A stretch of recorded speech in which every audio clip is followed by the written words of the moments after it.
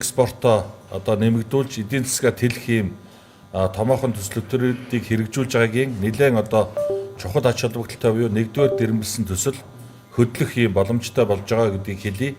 За энэ одоо төсөл хэлцээрийн явцанд засгийн газар хоорондын хэлцээрийг байгуулахад баримтлах үндсэн чиглэлийг Монгол Улсын их хурлаас саяхан баталж өгсөн. Энэ үндсэн чиглэлийн хүрээнд нь бид нар хэлцээрийнхаа одоо төслийг эцэслэн одоо тохирч чадлаа.